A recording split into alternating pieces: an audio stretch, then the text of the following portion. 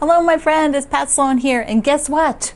Ta-da! I figured out for the borders on the fall frolic. So excited. So what I did is I wrote, it's just a one little page thing that tells you have to create your inner borders. You have to cut it 1.5 at 1 inch, and the squares are all 4.5, and I tell you how many to cut. It's just one page, and I put it on the project page for fall frolic, and I've got my other squares cut. I've got all of them ready to do the top and the bottom, and then this can go to be quilted. It can go to the spa.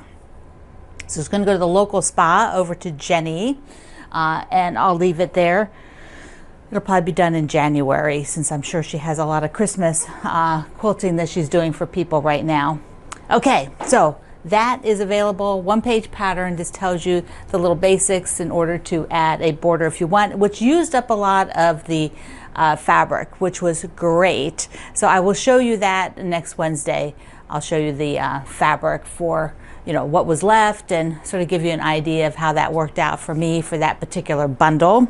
Okay, so today is Book Nook Day on our calendar, and I'm going to show you a couple books, just a little bit of thoughts behind my thoughts and why I'm showing you these.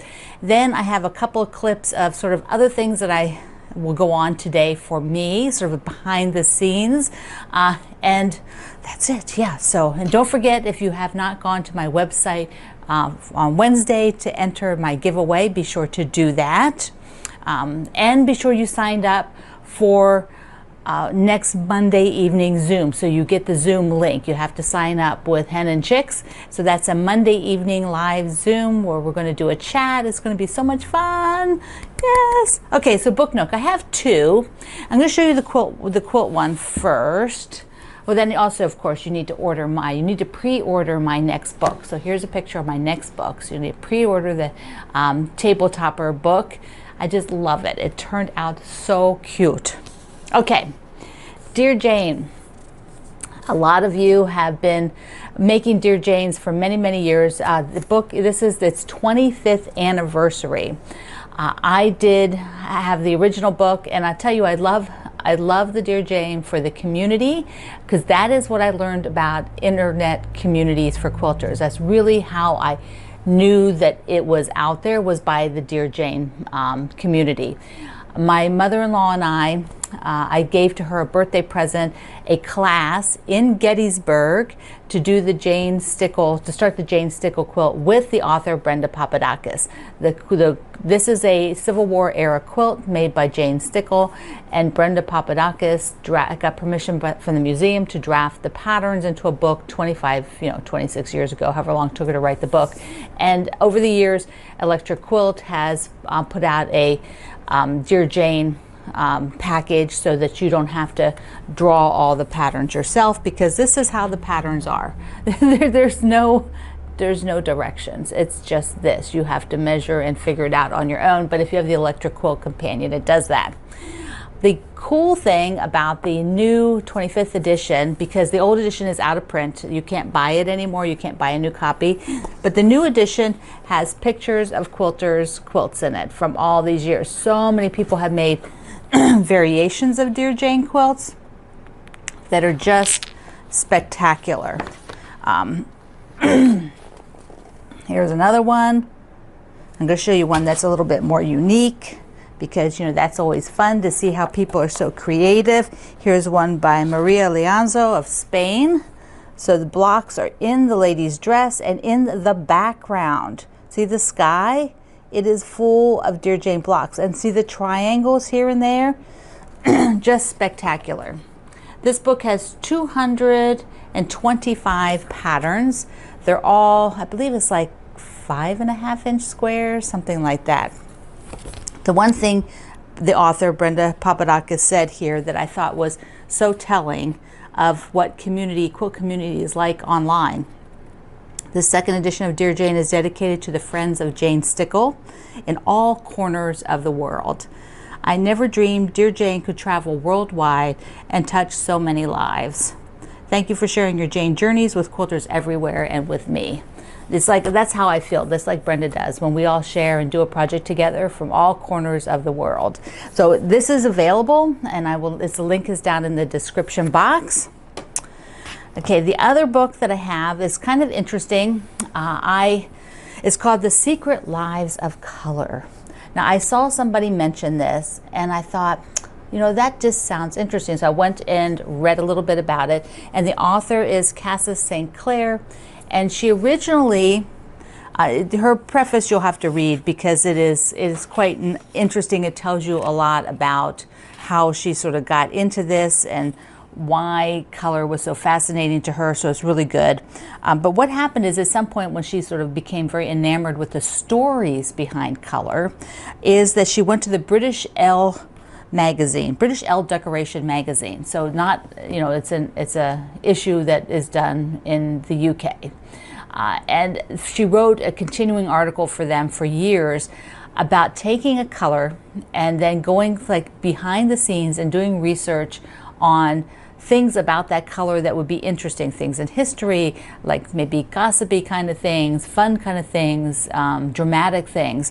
And the book is like that. It's broken into, she has the colors like this, and then she has them broken down under that shade into chapters, and each of those chapters are a story, and there are 75 of these stories, which I thought it would be super cool for me next year to use this book, and it would be more than one a week, more, you know, because that doesn't break out right. It'd be only 52 stories, so I'd have to do this, but basically about every 4.5 days I could read a chapter and just learn something about color.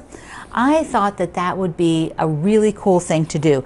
There is a quote that she starts the whole book with that says, "The purest and most thoughtful minds are those which love color the most."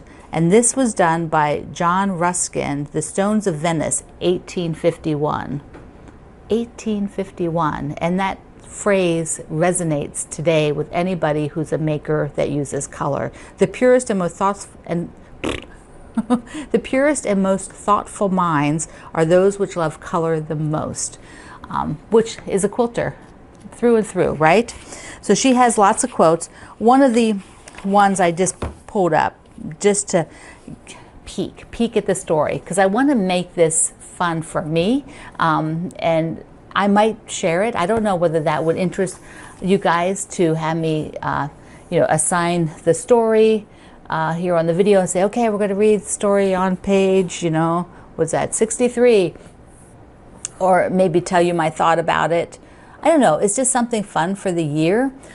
This one is talking about yellow and about Oscar Wilde.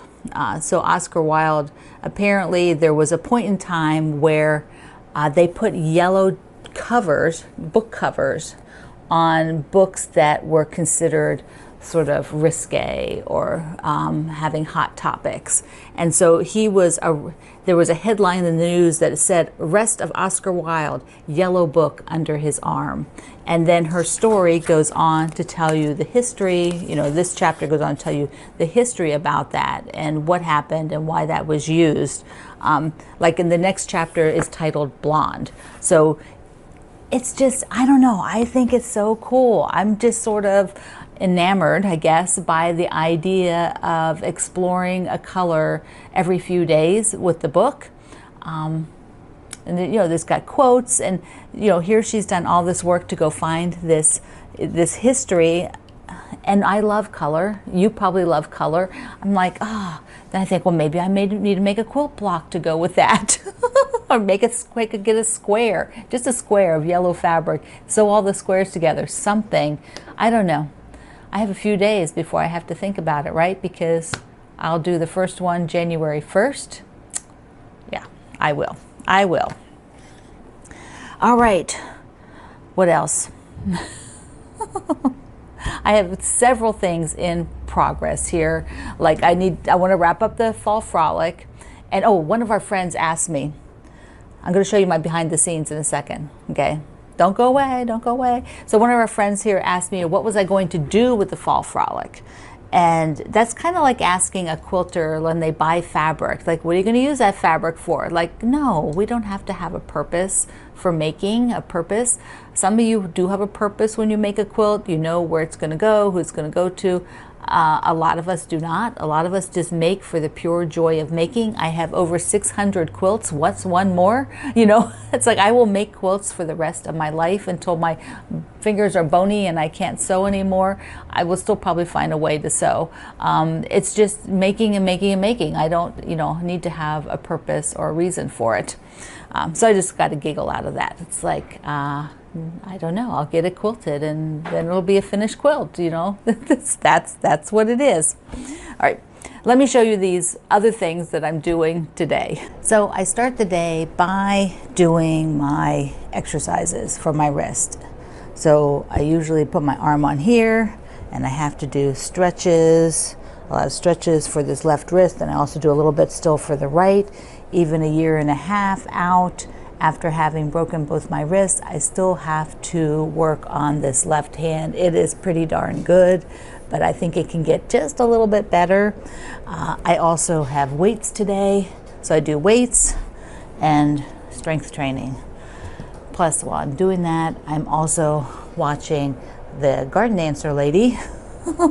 So that keeps me entertained during the 30 minutes of doing all this. I want you to take a look at the two plants. Here is the cactus that I was given that is blooming, so gorgeous. And next to it, I bought an amaryllis bulb, which was already blooming in the box, which was kind of dorky. So I've staked it.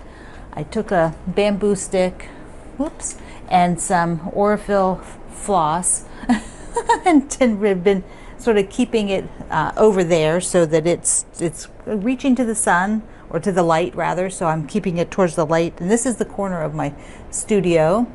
I'm right here at the light on the end, and my ironing board usually goes right here.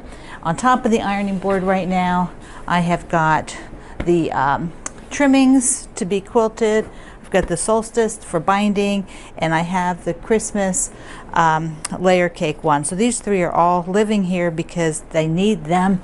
I need to work on them, so I'm leaving them there. Somehow, this stuff always gets tied in a knot. I cannot tell you how often this happens. I can't. Probably 3 or 4 times every time I tape.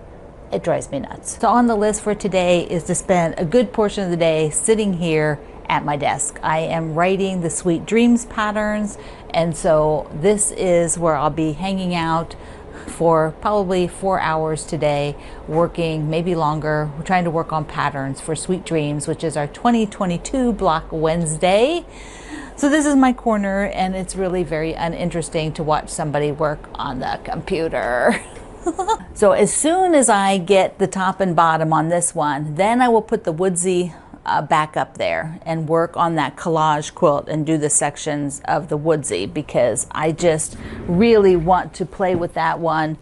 And I also have the happy everything. I have to put the sashing stuff together for the last 2 blocks. So and that's in, so here's the woodsy section, the one quadrant that's done. So I want to get this back up on the wall as soon as this is off, and that will be today, and these will go up. Plus that little stack I showed you over there.